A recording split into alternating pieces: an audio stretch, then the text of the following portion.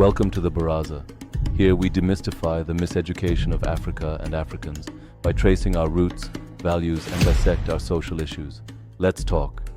Today we delve into a dark and deliberate strategy, an economic warfare aimed squarely at African society.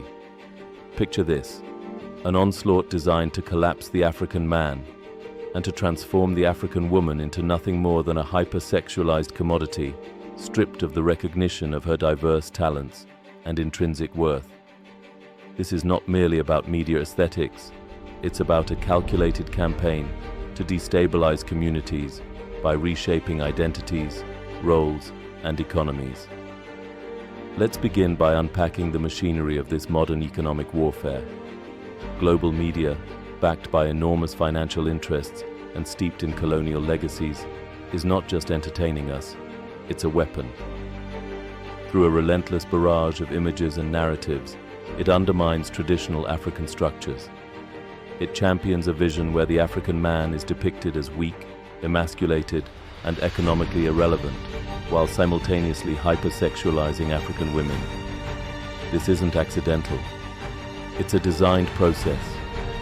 Imagine a world where every advertisement, every film, every music video is meticulously engineered to erode the self-esteem and traditional roles that have long underpinned African society.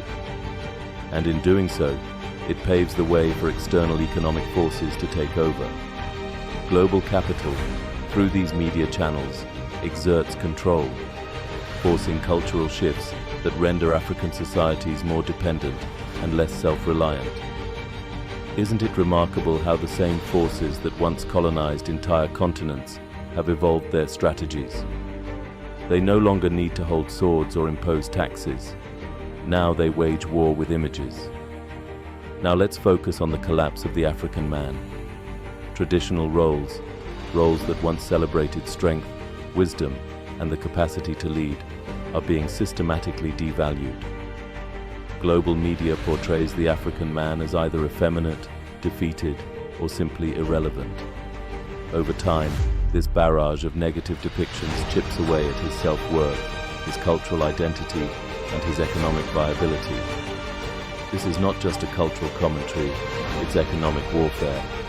When a man is portrayed as weak, he loses the confidence to engage in entrepreneurial pursuits, in traditional leadership, and even in the home.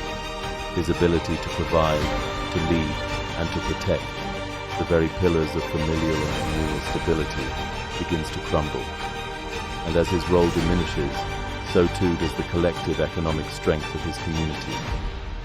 The message is clear: the African man is being rendered impotent, both figuratively and by design, economically. And with his collapse, the foundations of African family life begin to erode.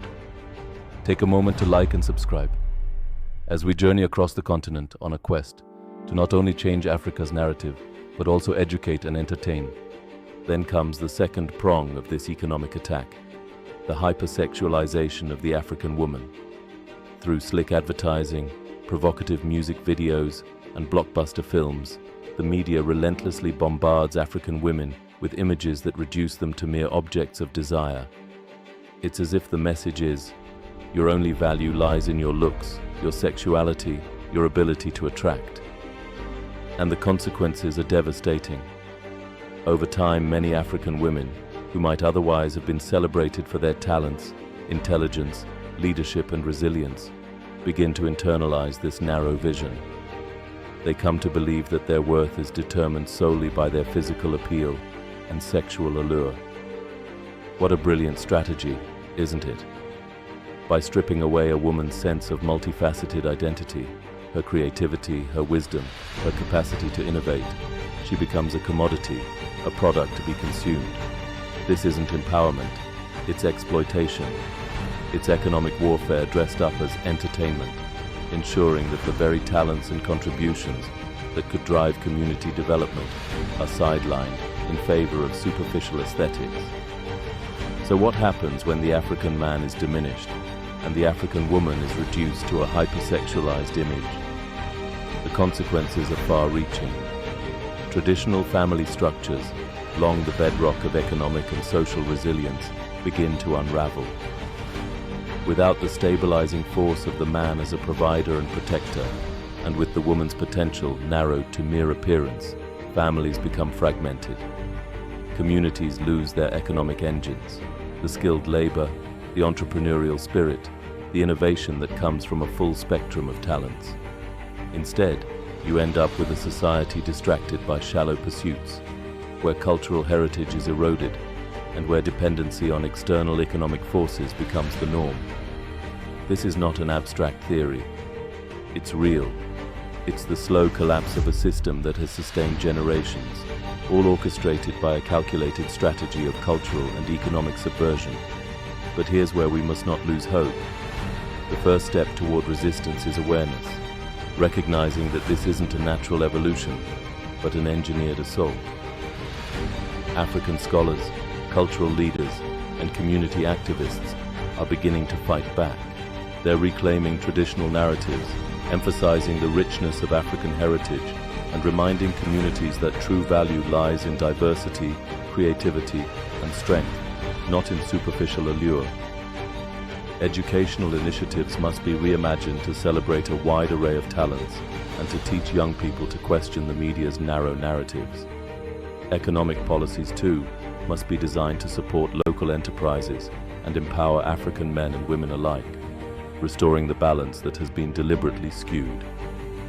It is time to declare no more. Let us reject this economic warfare of images, this campaign of cultural devaluation. African communities must rebuild from within, restoring the roles, the dignity, and the full range of talents that have always been their strength. In closing, the hypersexualization of African women and the systematic undermining of African men are not mere byproducts of globalization. They are deliberate tactics of economic warfare. They aim to collapse family structures, diminish self-worth, and make communities dependent on foreign interests. But awareness is the first step toward resistance. By reclaiming our narratives, celebrating our full humanity, and forging economic independence, we can defy these forces.